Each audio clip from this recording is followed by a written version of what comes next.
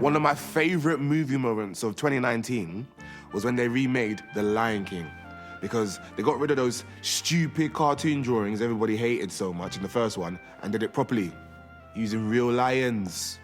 It was really impressive. If you think about how long it takes to do a David Attenborough, where the cameraman has to hide in a bush for 2 years just to film a chinchilla having a shit, to have to wait until the lions were doing the exact same thing as the cartoon lions in the original, like a shot-for-shot remake, must have taken forever. I mean, the chances of getting even one shot remote. Some people said that it wasn't very good because they couldn't tell one lion from another, which is sort of lion racism, really.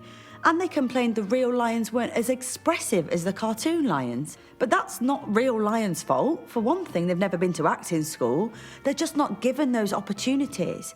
And for another thing, that's just how lions' faces work. They don't have emotion muscles. And anyway, they made up for it with all their lovely singing. Hakuna Matata.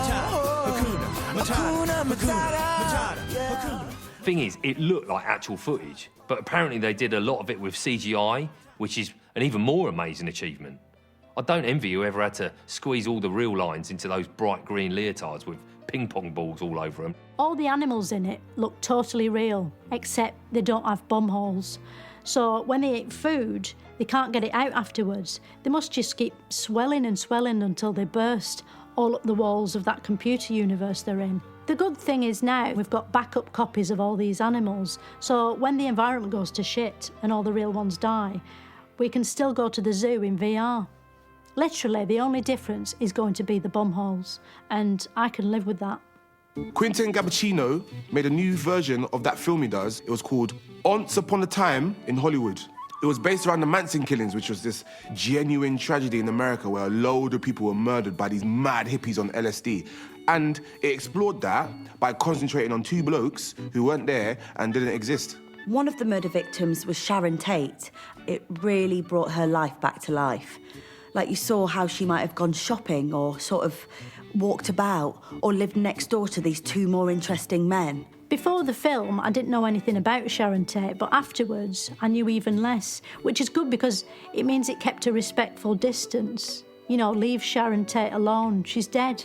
Except in this, where she's still alive, just standing around looking pretty in the background, not really saying much, which is what she would have wanted. Well, it might be, we'll never know. So it might as well be what she would have wanted. I mean, at least she's still working.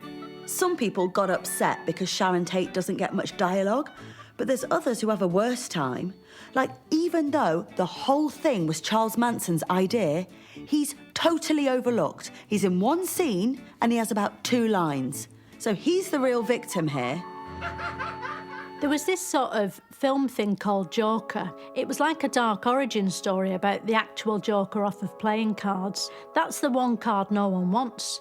No one even plays with it, which is probably why I felt all left behind and angry. So, in many ways, it was like a sort of dark reboot of Play Your Cards Right, but with Robert De Niro instead of Bruce Forsyth.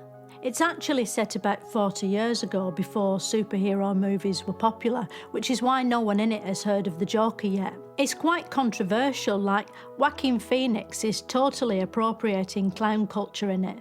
There's whole scenes where he's in whiteface. I mean, I know it was a different time when they shot it in 1981, but he must be mortified it's resurfaced now.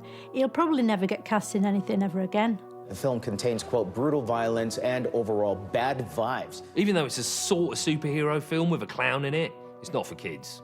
I mean, if I wanted my kids to watch one man's painful descent into total grinding despair, I'd still be living at home.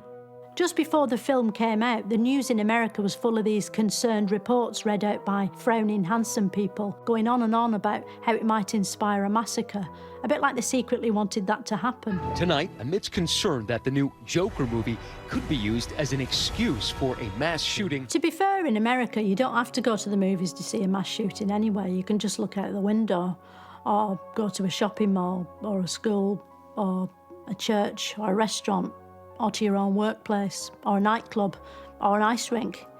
Actually, have they done one in an ice rink yet? You could just keep me saying that in anyway, because they will have by the time this goes out.